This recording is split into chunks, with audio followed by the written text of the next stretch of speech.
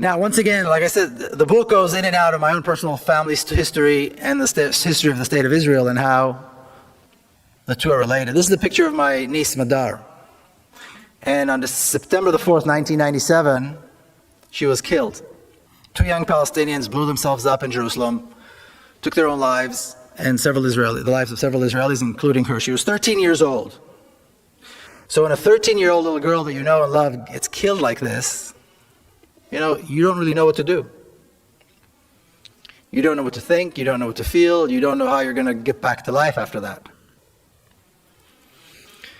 Now, she was a granddaughter of a famous general, so this was big news. On top of that, she was also the granddaughter of Mr. Peace with Palestine. And now look what they did to him. Look what they did to his granddaughter.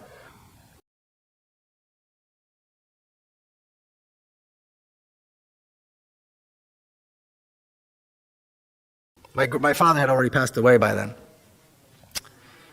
So this was big news. And when I landed, when I arrived in Jerusalem, my sister's house on the ground, I saw the morning paper, and on the front page it already said the granddaughter of General Peled was killed by Palestinians. And my sister's apartment was packed with mourners, of course, people who came to express their sorrow, but also reporters, endless stream of reporters.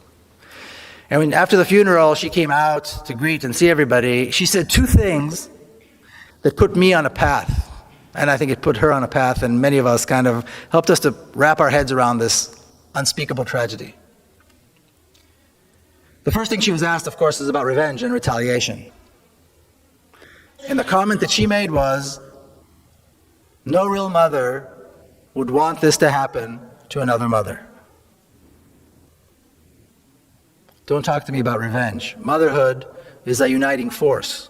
It cuts through religion. It cuts through any differences that might exist between us. And if she's anything above all, she is a mother. She's got 3 other boys, wonderful boys.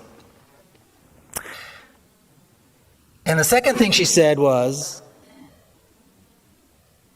my government is responsible.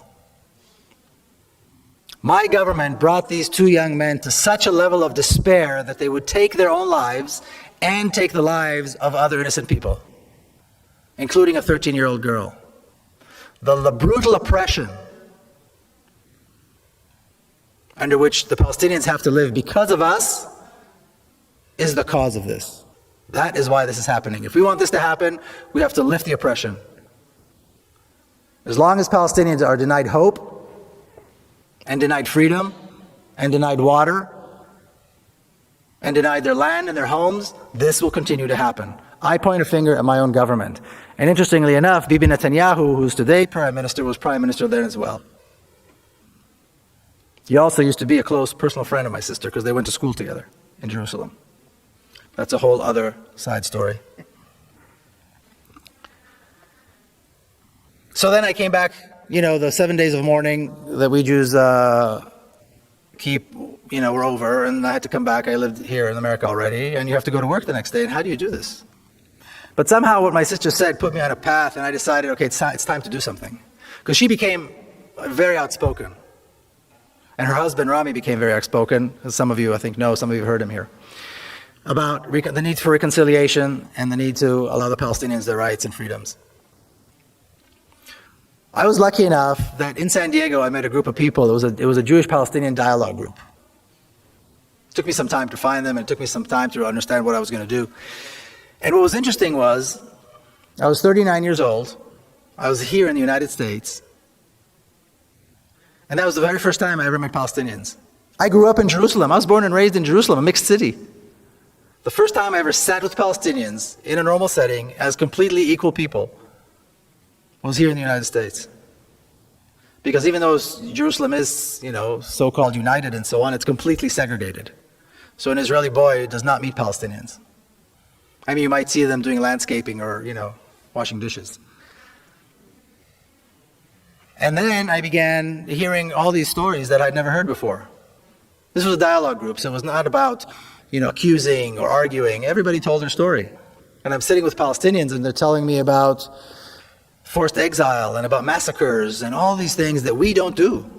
We Israelis don't do these things. We're a moral people, we're a moral army, we've made mistakes, we're not perfect, but basically we don't do these things. And my good fortune was that I was around a group of people, mostly Palestinians, who helped me go through this transformation. It's like learning, I don't know, it's like having your teeth pulled out without anesthesia. It's so painful. You suddenly learn that everything you know is not true. And coming from my background with my family history, that was very painful. But they were very gracious and very generous in the way they kind of led me through this. And I'm forever grateful to that Palestinian community in San Diego for, carrying me along. It took several years. The way now I talk about it like it was easy, but it was very difficult and it took a very long time. And then I became active. And then I started visiting Palestinian communities inside Israel, and I would visit the West Bank, and I began learning more and more about the issue. Could you hit the next one, please? And as I traveled to the West Bank, I would see this. If you've been to Kalandia or any of the major checkpoints, you see the sign. It's about the size of one of these walls. It's a massive sign. And as you can see, it's white letters over a red background, which usually means danger. And of course, it's in Hebrew. And what the sign says is that this road leads to Area A, which is under Palestinian control. An entry to Israelis into Area A is forbidden. It's life-threatening, and it's a felony. And if you notice, there are 2 exclamation marks. So if you're not scared yet, the 2 exclamation marks will probably do the trick. Now you'll also notice that unless you can read Hebrew, this is irrelevant. It's only true if you can read Hebrew. Now, if you see a sign like that, and you have any sense at all, you turn around and go home. Who in his right mind would see a sign that says danger, firing zone, and walk right into it? My good fortune was that I don't have that kind of sense, and that I have many friends who don't have that kind of sense, and we went right through. And I've been going right through these checkpoints and right through that sign every single time I go visit my friends on the other side of the wall. And what's interesting is I always see the same thing. From the very first time all the way to today, it's been several years, every time I cross that wall, every time I cross the sign, I see the exact same thing. I see traffic jams. I see children going to school, which is probably the most common sight in Palestinian areas, is children coming and going to school. I see people going to work. I see shops. I've yet to see the Palestinians that want to kill me. I've yet to see the Palestinians ready with machine guns and tanks and F-16s ready to bomb me because I'm an Israeli. I've yet to see that. And I know that many other Israelis who do this haven't seen it either. And with time, I began to realize this sign has nothing to do with security. The wall has nothing to do with security. The massive armed Israeli forces along the road have nothing to do with security. The terrorizing and harassment that Palestinian Israelis go through when they go through Tel Aviv airport, the humiliating process that they have to go through, they have to endure every time they decide to leave and go overseas, has nothing to do with security.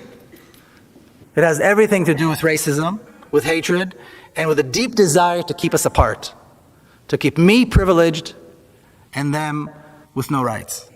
That's the name of the game. That's what it's all about. And that's the purpose of the sign. Can you hit the next one, please?